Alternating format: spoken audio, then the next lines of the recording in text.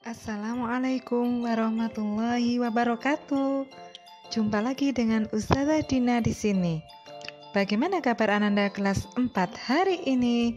Semoga senantiasa sehat dalam limpahan rahmat Allah dan senantiasa bersemangat untuk belajar.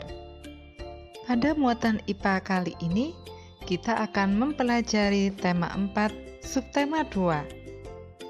Adapun materi yang akan kita pelajari adalah dampak pemanfaatan teknologi terhadap keseimbangan alam dan pemanfaatan sumber daya alam secara hemat. Yuk, sekarang kita lebih fokus untuk menyimak dampak pemanfaatan teknologi terhadap keseimbangan alam.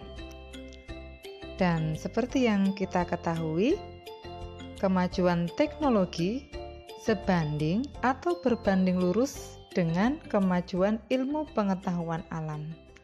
Kemajuan teknologi tentu saja tidak bisa dihindari. Inovasi diciptakan untuk memberi banyak kemudahan serta sebagai cara baru untuk melakukan aktivitas manusia. Dan kemajuan teknologi tentu saja menjadikan kehidupan manusia lebih mudah dan lebih menyenangkan.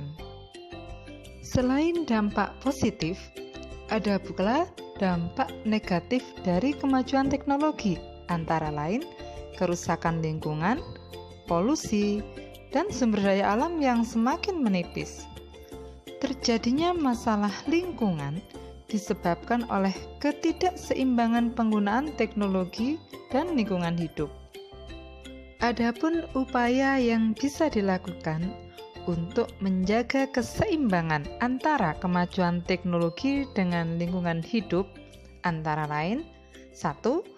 Pelaksanaan pembangunan berwawasan lingkungan. 2.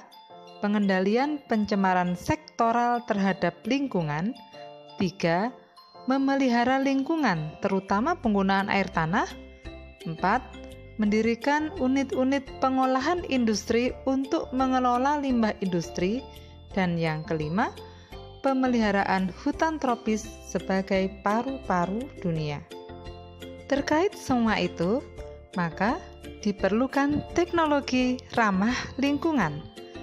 Teknologi ini merupakan upaya mengurangi dampak negatif yang ditimbulkan, sedangkan pengembangannya dapat dilakukan terhadap bahan yang digunakan, teknologi yang diterapkan, pengolahan limbah yang tepat, dan serta memaksimalkan pengelolaan lingkungan berkelanjutan yang berwawasan lingkungan.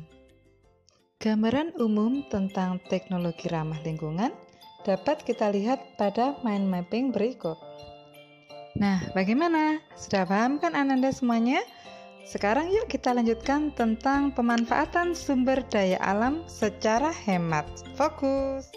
Adapun tujuan pemanfaatan sumber daya alam secara hemat adalah agar sumber daya alam tidak cepat habis, dapat dinikmati oleh generasi penerus.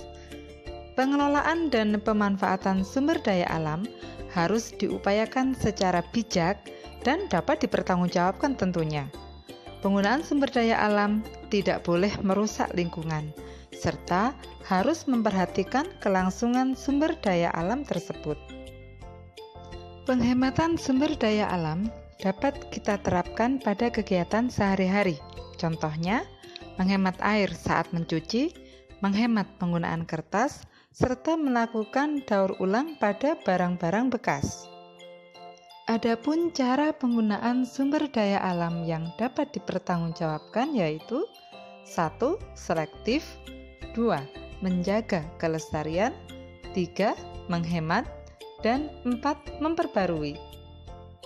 Yang dimaksud selektif dalam penggunaan sumber daya alam yaitu memilih, menggunakan, dan mengusahakan sumber daya alam dengan sungguh-sungguh untuk kepentingan kehidupan.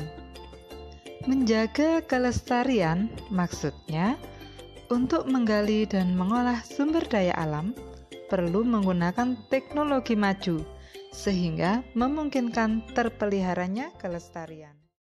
Yang dimaksud dengan menghemat adalah hendaknya dihindarkan pemborosan dalam mengolah sumber daya alam tentunya. Dalam penggunaan sumber daya alam, diperlukan upaya untuk memperbaruinya, yaitu dengan cara yang pertama, reboisasi dan penanaman lahan gundul, 2. Pelestarian hewan dan tumbuhan secara modern, 3.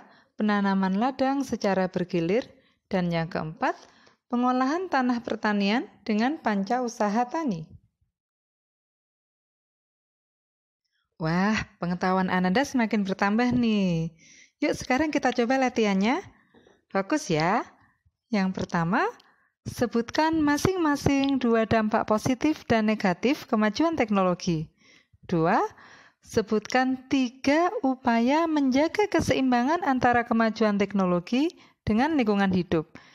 Dan yang ketiga, sebutkan 3 kegiatan penghematan sumber daya alam dalam kehidupan sehari-hari.